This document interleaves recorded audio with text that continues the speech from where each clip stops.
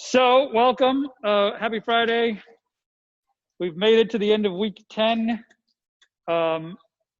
We've got 2 more weeks of full-time in-person classes, a couple of days, a Monday and Tuesday of Thanksgiving week, and that's it. We're rapidly barreling towards the end of the semester. The reflective writing this week was all thinking about the transition to online. If you have not yet filled it out, please do. I asked you some pretty important questions in here. And I read through all the answers this morning that had come in. And there were some good suggestions in there, and there was some good feedback, so I appreciated those things. If you're curious how you voted in the various choose your multiple choice surveys, I think that this will work.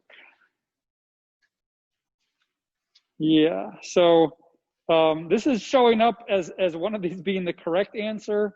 I don't know why this is a survey, so disregard the green check mark next to one of them. That is purely, it just marked the first one, the first choice is correct for some reason.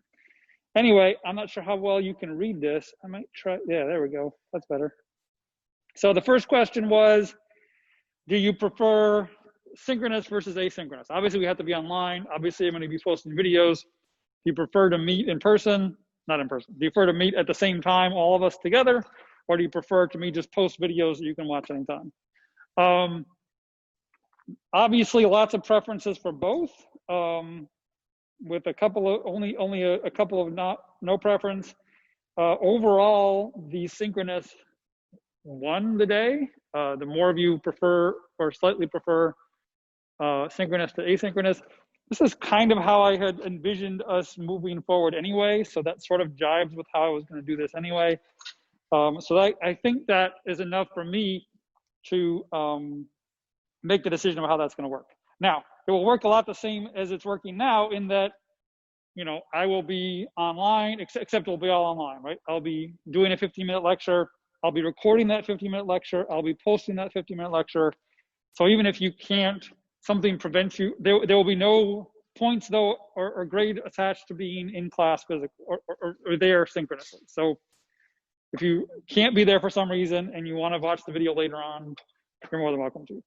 But there are some advantages to synchronous learning in that you can stop me, you can ask questions, you can post questions real time. We can have a conversation, and it's not just a one-way streaming flow of information. So I think that can be effective. We'll see.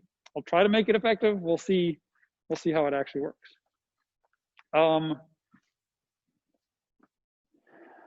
Available of internet access. I was pleased to see that most of you were mostly or very comfortable. There were a couple of you who were uncomfortable. If you have real problems with the internet access at home, please, I mean, you've already indicated that on this, so thank you for that. I don't know what resources are available through the school. There may be some resources available through the school. If you want me to help you navigate finding out those things, let me know. But I don't want this to be a source of too much anxiety for anybody moving forward. Certainly the asynchronous, certainly the not having any sort of participation points tied up and being there physically should help with some of that, hopefully.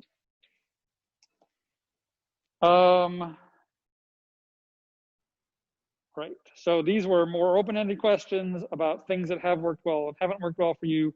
A large variety of things. I'm sort of still digesting some of the comments that you made, but they will inform, they already have informed ideas that I have about moving forward. So thank you for those, thank you for the feedback.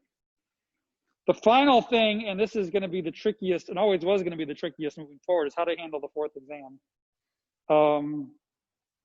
So I put down 3 possibilities here, not because those are the only 3 possibilities that exist, or we could certainly think of other things that we could do, but just sort of they were the first 3 things I thought off the top of my head might be reasonable things to do. So the 3 choices were a normal synchronous exam. We all get together at the same time. We take a 50-minute exam and you upload your answers afterwards. A the same format, 50-minute exam, but asynchronous. You can take it anytime in, I don't know, a 12-hour window or 24-hour window or something. Or not even really a final exam, some sort of final homework set or something. You could do collaboratively with other people in the class. I'm not at all surprised how the results of this came back. I assumed that this is going to be the most popular one, and it was. An asynchronous exam certainly works better for, I'm sure, on your end. I have some concerns with it for exam integrity, obviously. I don't want to get into a situation where the ability to cheat is really easy and the incentive to cheat is really high. You know what I mean? And to punish those students who choose not to do that thing. So I don't know really how to do choice 2 without that being a real problem. So I'm gonna have to give that some thought. If you have thoughts or opinions or ideas, I'd be happy to, yeah. Right, right. Yeah. Well, yeah, good to know. So, I'm aware of this preference. It may or may not guide how we actually do exam 4, but I appreciate you letting me know. Dan, did you have a comment?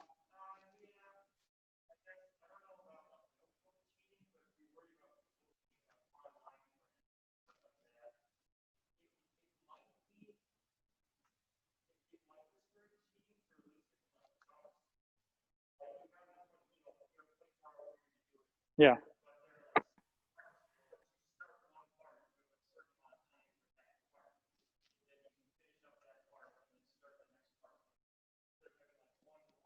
Yeah. Uh-huh. Yeah, there's a couple of, I'll get to you in a second. Like, there's a couple of, that's one of the problems with dishonesty, is just looking up answers online. That's not my biggest concern, honestly, because these answers don't exist online. I mean, you can look up formulas and you can look up, I'm sure you can look up detailed steps of how to do problems, and that will certainly help. More, it's collaborating with other people when other people aren't, right? That is, more what I'm worried about than people looking stuff up online. Although both of them are an issue. And I'm not sure your idea helps with the second one of those. Yeah. Emily? Right. Lockdown browser does help with the one, but it doesn't help with the other. And also, there's nothing to stop anybody from having a second device open. If you're not physically in a room with me, I have no way to monitor that or proctor that. Not that I don't trust all of you, I really do, but I just don't want, people who are honest to be punished at the hands of those who are not honest. And so that's really what I'm worried about. So I'll give it some thought, and we'll think about Well, it. I don't know if this is a good idea, but perhaps for the asynchronous, if you maybe reduce it as a 24-hour window, maybe like an 8-hour window or something, but Yeah, some time where we all, at some point, we have to join a Zoom meeting with you and take our exam while in the Zoom meeting. right. So I got to, Extend the window a lot so that way, it's not like yeah, that, because right. that's inviting a whole host of technical issues, I Yeah. believe. So a suggestion from somebody on the Zoom today is something that I had considered also, which is, yeah, don't make it a 24-hour window, make it an 8-hour window or something, and actually require everyone to Zoom in with me while you take the exam. That could work, but it requires me to be available for a solid 8 hours to proctor every single exam that's taken. But maybe that's the best and easiest thing to do. Yeah,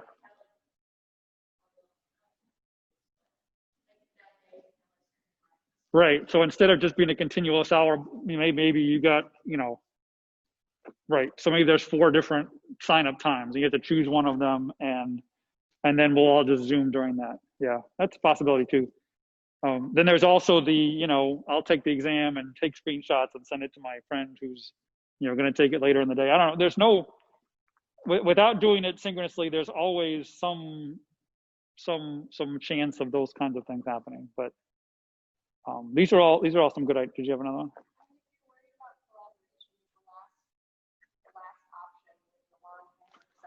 Right. Right. The long homework set where collaboration is encouraged. It was sort of the reason I put that on there was so that, it takes that, makes it encouraged, right? And physics is a collaborative thing. And then I've already given you 3 assessments I will have already given you 3 assessments to do by yourself. So, yeah, I mean, that's a possibility too. Not many people, well, I guess 30% voted for that option, but it's not a crazy thing to think about doing. Yeah.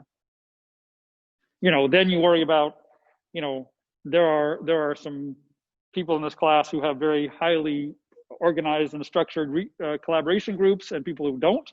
And then, that gives an advantage to some students over others just based on those already pre-existing groups, because it's gonna be hard to get together in any physical way, during that time. So yeah, these are all the things that are bouncing around inside my head. But I'll give you some more clarity, hopefully, before we go to break on what I'm thinking. And if I need more feedback, I will certainly ask for it. But thanks for what you've already given me. All right. Right. So it looked like, even though it's counted some of these as right, that it was giving everybody full credit, no matter what they did, really, which is what I wanted. So if you're not seeing full 10 out of 10 credit on this, let me know, and I will adjust it. But it looked, as I was going through it, like even if you hadn't said what it thought was the right answer, that it was still giving people 10 out of 10 credit for it. So let me know if that isn't showing up for you. Okay.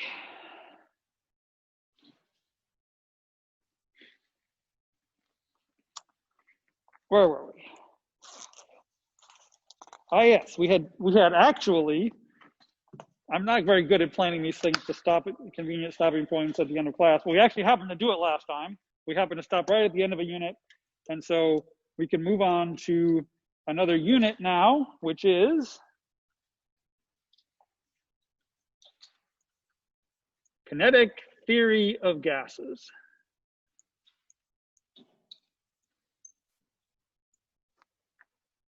And whether gases has 1s or 2, I've seen it both ways. I have no idea. I'm just going to write 1s.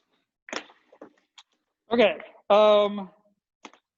It's time to think briefly about the individual particles that are making up our gas, our fluid, our substance. We're gonna think about this long enough to develop some relationship between some microscopic quantities and some macroscopic quantities. If and when you go on to take statistical thermodynamics as a junior or senior, that class is very much a thinking about what is statistical mechanics? It's thinking about the statistics of the extraordinarily large number of particles that make up typical samples of gaseous substances. And so that's a topic you will cover in much greater detail in a class like that. But we do need to develop some intuition and some insight on how those macroscopic and microscopic quantities are related, even before you get to that point. So we can say some things with a fairly simple argument. So let's go ahead and do it. So what actually causes the pressure in the gas, and how fast are particles in the gas moving? Those are the 2 questions we'd like to answer. So let's consider a single particle in a box.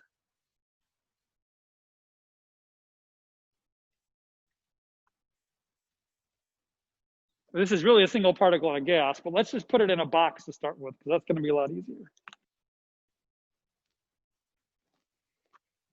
That box will have sides L, so let's actually draw this box.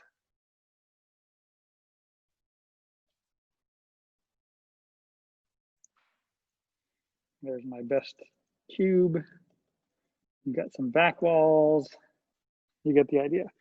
And each of these sides has length L. It's a cube. So side with sides L, and it's bouncing around in here. And we decided we're going to make this an elastic, an ideal gas, which means all those collisions are elastic. So it's just bouncing in there perfectly elastically off all these walls. Bouncing elastically off the walls.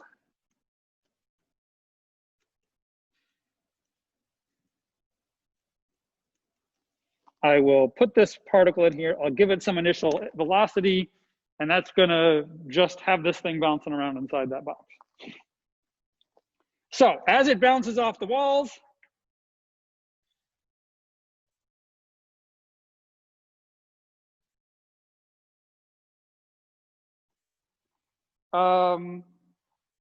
momentum is changed and redirected to the wall, right? So momentum is, you're changing the momentum of the particle as it bounces off the wall. That momentum is being transferred to the wall at some level. But if we can assume that the walls are perfectly rigid, then we don't really need to worry about the walls moving or anything. So its momentum gets redirected.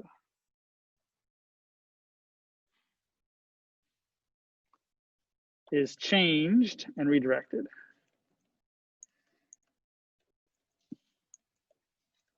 So let's say particle has some initial velocity. Its v velocity vector will have some x component in the I hat direction and some component in the j hat direction and some component in the z hat direction, the k hat direction. Right, so you got some x velocity, some y velocity component, and some z velocity component. When it hits the plus x wall,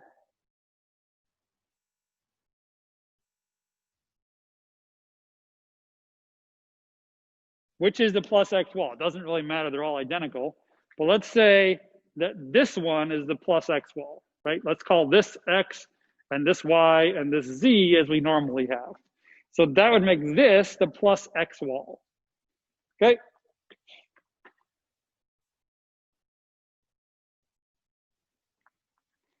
So what is the change in momentum of the particle? So P here is going to be momentum. This is going to be confusing, I apologize. We're not going to use momentum for long.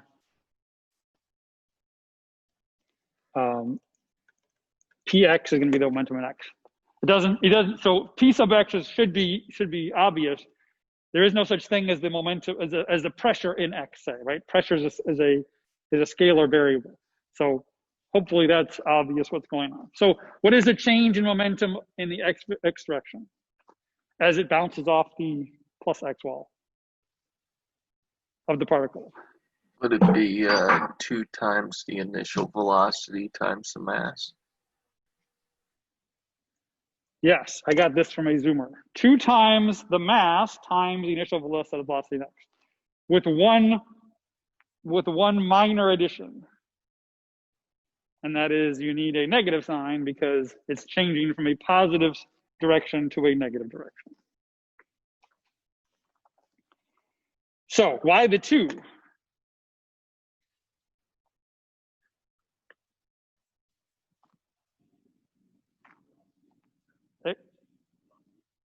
Exactly. The change in velocity is going to be twice the initial velocity. It's going to be coming in with some Vx. It's going to be leaving with some negative Vx. That's you've lost all the momentum in the x direction and gained that amount of momentum in the back. That's where that factor of 2 comes from. Right. So you have, since you have some Vx is now negative Vx. It's now moving in the opposite direction. You might say, what if it started with a negative Vx and that'd be fine. You just have to wait for it to bounce off the negative X wall, and then it will eventually be going in the positive X direction. And we can still think about this collision just fine. Okay, now what's going to happen? The particle is going to bounce off the negative X wall and eventually return to the positive X wall. right? What will happen when it gets back? The same exact thing. It's still going to bounce off the positive x wall and get negative delta p again, every time it bounces off the plus x wall. Does it matter if it has hit the plus or minus x z wall or the plus or minus y wall in between having gone and bounced off between those two? It really doesn't make any difference. It should not, if these are all perfectly elastic collisions, it should not matter what the x or y, or what the y or z components are to make this statement. It should be, doesn't matter if it's bounced off 100 times and come back, it's still going to give a plus, a 2 delta p, negative 2m vx change in momentum as it bounces off that plus x wall. Okay, how long is it going to take that particle to come back?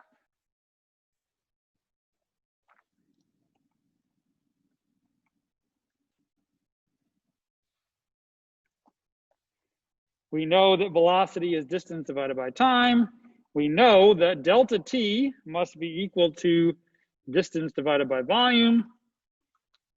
What is the distance that it has? No, volume, that's velocity. Distance divided by velocity. We know what is the distance, in this case, it has to travel between successive bouncings off of the plus x wall. That's close. That gets you back to the negative x wall, but it's got to reverse that twice. So it's got to be 2L actually. If you want to know the time between successive bouncings off the plus x wall, it has to have gone to 2L. And of course, its velocity is just Vx. So the rate at which you will impart momentum to the plus x wall is, and now we've been thinking about the particles and its change in momentum, but of course that momentum has to be transferred at not at some level. It has to be transferred to the wall, right? And that's really what pressure is. It is a transfer of momentum to that, it's a force on that wall. So when I think about pressure, we're really thinking about how much momentum is being, how much force is being applied to that wall itself. So the rate at which you impart momentum to the plus x wall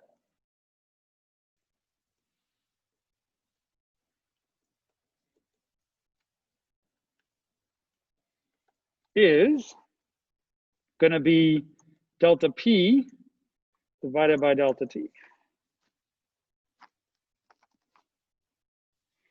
And we know what those two things are now. Again, we had a negative sign for the momentum change of the particle. It's a positive sign if you're talking about the momentum change of the wall, right? So we can make this now a positive 2m vx divided by our delta t, which is 2L over Vx. So the 2's cancel out.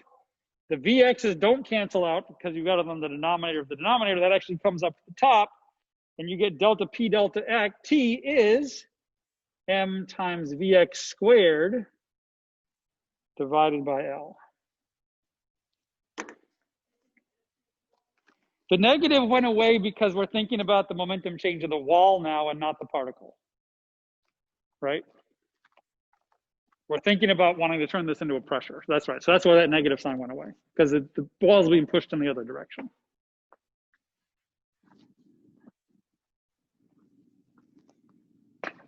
What is dp dt though?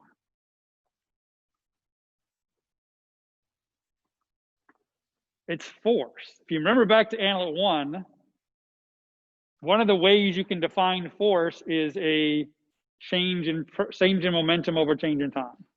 dp dt, delta p over delta t, really is a force.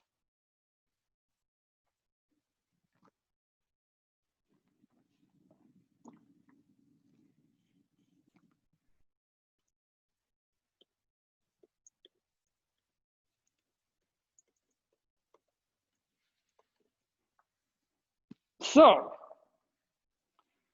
what is the pressure felt by this wall due to the particle? We can actually say that pretty well now. We know that pressure, this P is now pressure. I apologize for all the P's that mean different things. We know that pressure is force divided by area.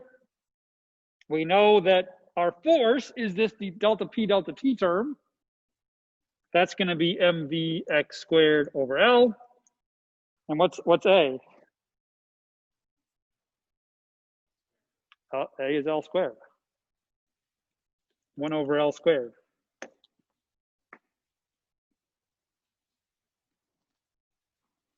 Okay, well that's interesting. The pressure, so that one particle hitting that one wall will exert a pressure on it that is equivalent to its mass times its velocity squared in that particular direction, divided by L cubed. Interestingly, the volume of the box that it's in. Okay, well, now we need to extend this to many, many particles. What if we've got a lot of particles in our box?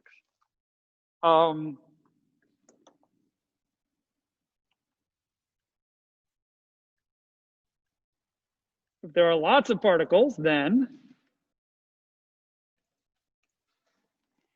the total force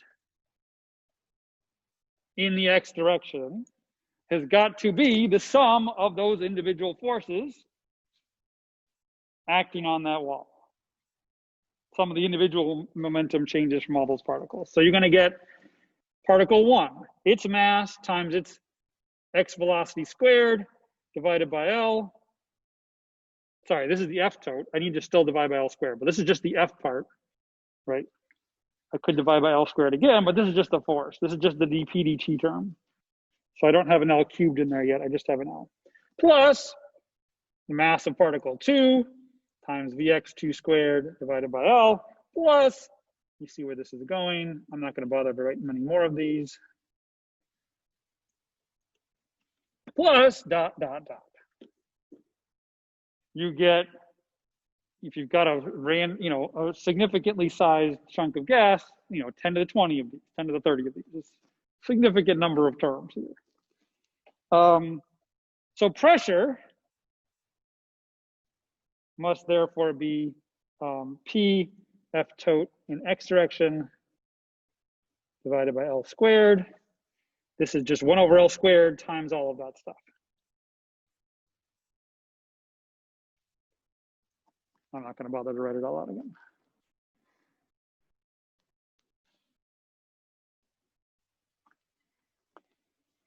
Okay, if the gas is uniform,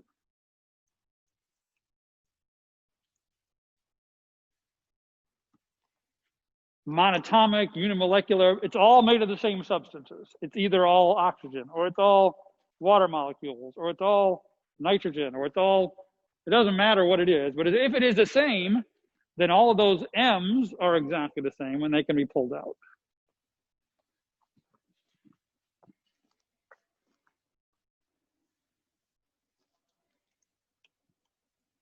Pull out M. You can also pull out L, because even if it's not uniform, you can pull the L out, right? So this becomes P equals, I'm going to write it out now, I've got an M over L cubed times the quantity Vx1 squared plus Vx2 squared plus Vx3 squared, et cetera, et cetera, et cetera.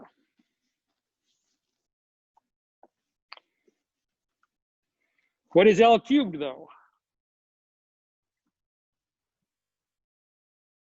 Yeah, it's the volume of the thing. So we know that L cubed is V. We also know that we don't want to be simultaneously looking at the velocities of all the particles in our gas, right? We want some average, right? We're not going to want 10 to the 23 terms in this thing. We're going to need to think about this in terms of some average. So let's let's say if the gas has n particles,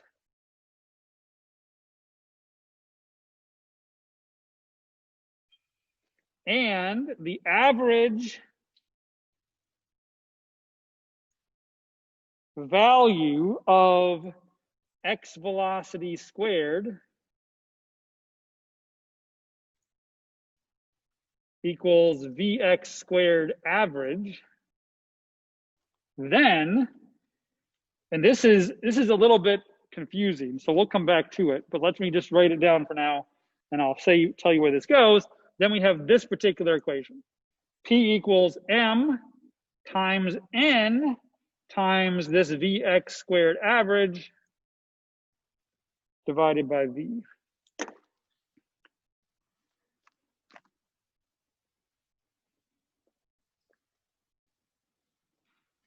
The volume of our substance. I guess I've got two different V's going on in this one too. Just don't have that many letters, I apologize. Okay, so what is this Vx squared average thing? This is not the average velocity squared. And this is where it gets a little bit confusing and confounding. Vx squared, so this Vx squared average does not necessarily equal the average quantity squared.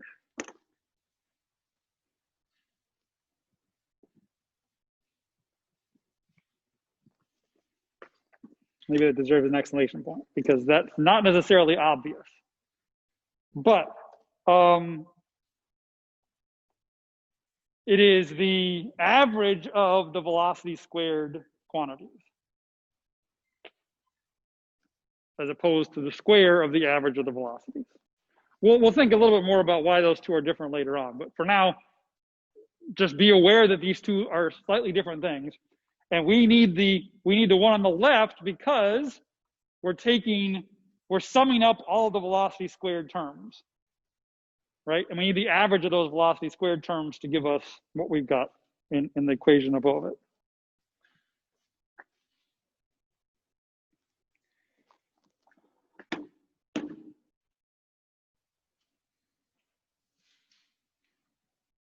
Okay, so we're also not really interested in only thinking about the velocities in the x direction, right? We're thinking about the true velocities, the true three-dimensional velocities of these things. So how are we going to pull that back in? So what is true about the velocity squared average, not including so this is the square of the magnitude of the actual velocity of in 3 dimensions, right? The length of that vector squared. How is that related to Vx and Vy and Vz?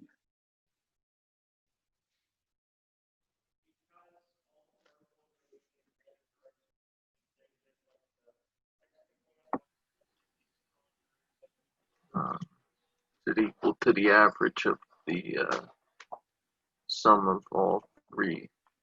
Right. So velocities? I've got 2 different things going on. Dan's comment was, can we assume that they're basically the same? Yes, that's the next step we're going to take. But I'm interested in how they're related, Vx, Vy, Vz, to V total average. And I got that answer on a Zoom. It's just, you can sort of think of this as a length of a vector, right? How do you, the R is x squared plus y, square root of x squared plus y squared plus z squared. So the true velocity, the length of this vector squared, is just Vx squared average, no, V squared average, sorry, I'm getting myself mixed up now, plus Vy squared average plus Vz squared. And that's a Z and a 2, which also look completely the same. Does that make sense? Sort of? Okay, so to Dan's point now, if you have a lot of particles, there's no reason to think they should all be moving in bulk in one direction, especially if they're contained to some finite volume. So you expect that the average velocity among 10 to the 23 particles is going to be the same in all of these directions. Vx average and Vy average and Vz average should be all the same. There's no reason to prefer one of these directions to another. So also, for lots of particles,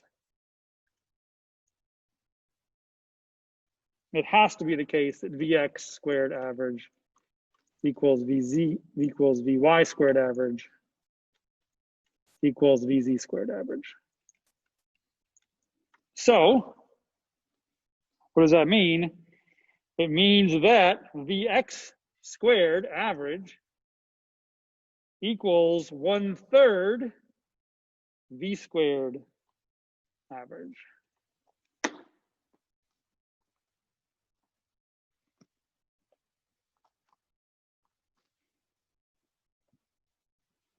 And now we can plug in a true velocity instead of just a component in the x velocity, x direction velocity. So all of that put together, we can substitute in, we have this term in our equation. We really are interested in this term, but now we know how they're related, we can just plug that in.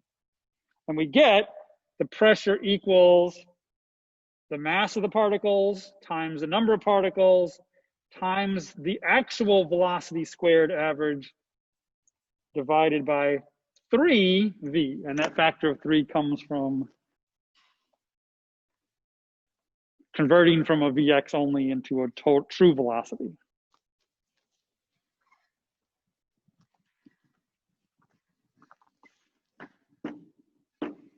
Does anybody know of another name for what is the square root of this V squared average thing?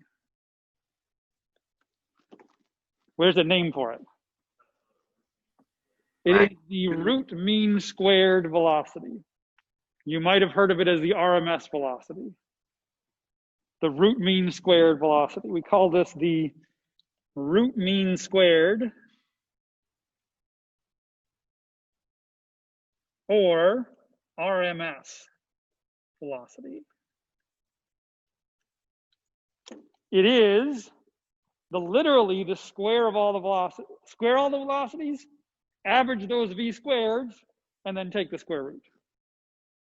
Which is close, but not quite the same as the actual velocity, average of the velocities themselves. Which is interesting.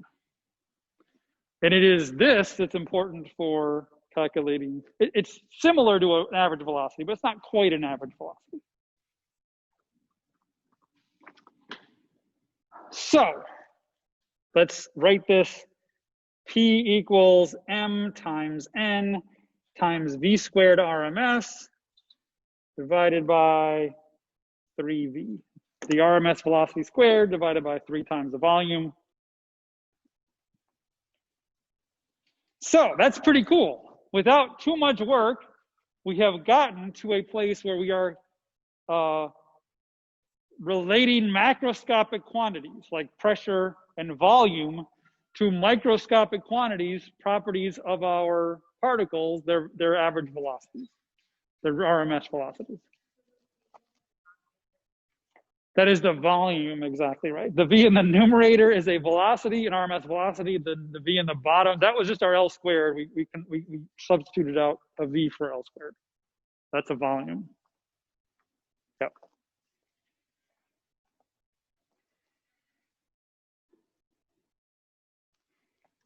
So that's a good one. I'll put a little box around that. We're not quite done yet, but it's pretty good. If you have, so we talked about monatomic, which is how we can pull that M out. Otherwise, you have to worry about that M being in there, and then, think about some average M or something. We're not thinking about that yet. But if you make the addition, so we haven't. And we've also sort of made the ideal gas implicit by assuming that all of these collisions are elastic. If we further say that this is a monatomic ideal gas, it's uniform and it's ideal, then we also know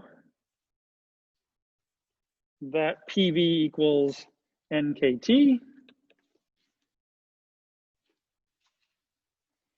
And so we can put temperature into this too. And so let's, if we, PV over N, therefore, if we divide through by N, must be M, that must be KT. And if we plug that into, plug our P in, the volumes actually go away. We get M times VRMS squared divided by 3. So we had an equation that had pressure and volume as a function of velocity. We can use the ideal gas law to make that an equation that has temperature as a function of velocity. And in fact, all of those P's, both of those P's and V's have gone away.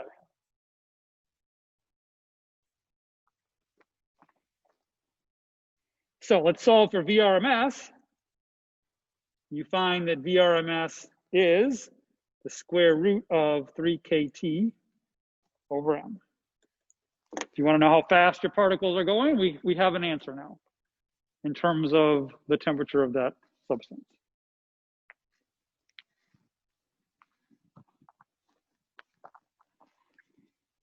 T, temperature, really is a measure of how fast the particles in your gas are moving. It literally is just that. Well, not just that, but we'll get to that in a second. If you're a chemist, or if you like small numbers instead of really big numbers and really small numbers, or medium-sized numbers near 1 instead of really big and really small numbers, you might want to molify this result. This deserves a box 2, but it's also true, of course, since these things are related, that VRMS is 3RT divided by capital M. So this capital M thing is something that you'll see sometimes. M is the capital, and again, it's kind of hard to tell. My capital M's and lowercase m's look similar. Lowercase m in this case, capital M in this case. The capital M is the molar mass, which is just the actual mass of the particle times Avogadro's number. Ugh, I apologize for that we even had to write that down. But there's some, it's useful to think about this in this way sometimes, and there's some homework questions where you're gonna have to think about molar masses, and again, I apologize. It is what it is. What are the kinetic energy of these particles?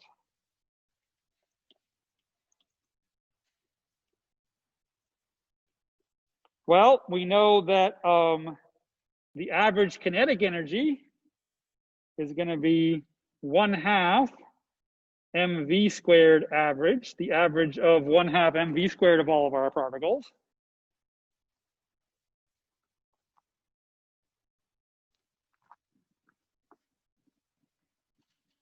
That is going to be 1/2, again, if they're all the same, we're going to have 1/2 m times v squared average. And look at that, v squared average comes back again. Isn't that interesting and nice? This is 1/2 m times our RMS velocity squared.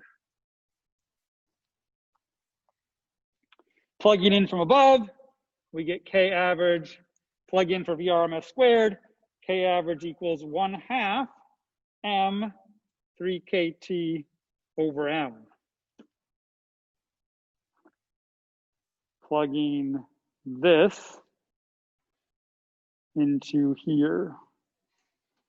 And look at what happens. The masses just go away. The average kinetic energy of a particle in a gas is, wait for it, 3/2 kT. Which maybe even is a result you've seen before. And we've just derived it pretty much from first principles. So That's what, this is profound because we have just discovered what temperature really is. It is a measure not really of the velocities of the components of your gas. It's a measure of the average translational kinetic energy of the particles in your gas. That's really the only thing. Everything else is a constant now. Boltzmann's constant, 3/2. Temperature is a measure of the average kinetic energy of the particles in your gas. That's the only thing that temperature is. And the Boltzmann constant, what's Boltzmann's constant? If you don't know nothing else about Boltzmann's constant, know that Boltzmann's constant is just the way you convert temperature into energy and energy into temperature. That's literally all Boltzmann constant is good for. It's a really useful thing. It's not like I'm diminishing that, but that's literally what Boltzmann constant does. It turns energy into temperature and temperature into energy.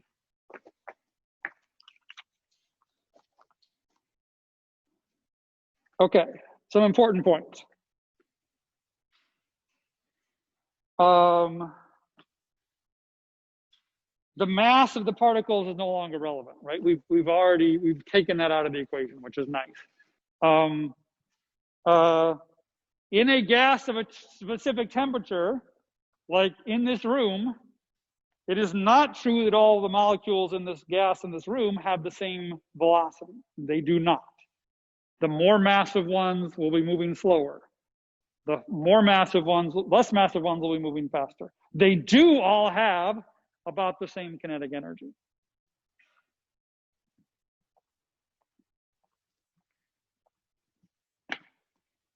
Okay, how fast are they moving?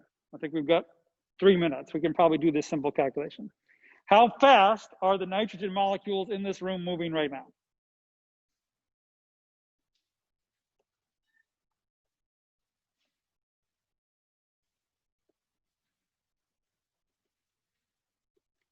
So nitrogen in this room.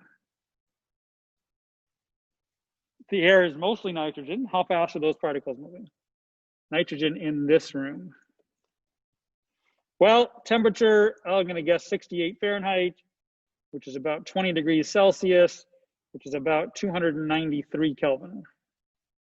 Again, we need to use Kelvin now because these are true temperatures and not delta T's. Okay, great. We know that VRMS is square root of 3 kT over m. We know that K is 1.38 times 10 to the negative 27 meters squared kilogram per second squared Kelvin or something like that.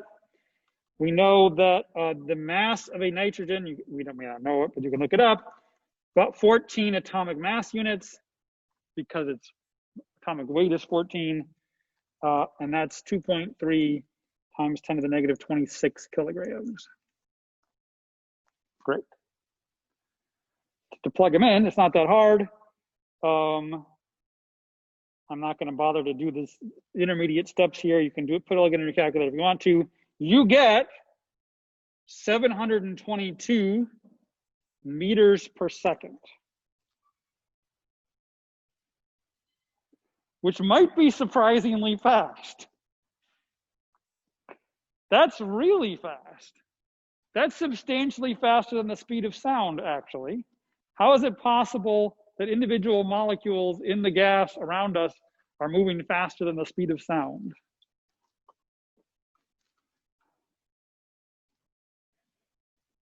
It's actually not quite this bad because most of the nitrogen in this room is in molecular form. It's N2. And so the mass is actually double what I said. But that's only going to give you about a factor of square root of 2 lower than this. It's going to lower them a little bit, but only by a factor of square root of 2. It's still going to be faster than the speed of sound.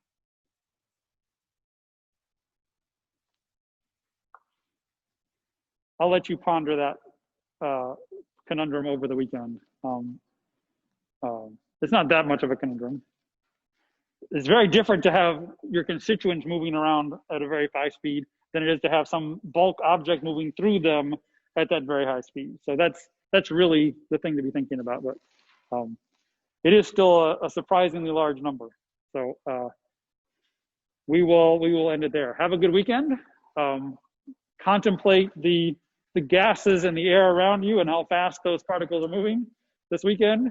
And we'll think more about thermodynamics on Monday.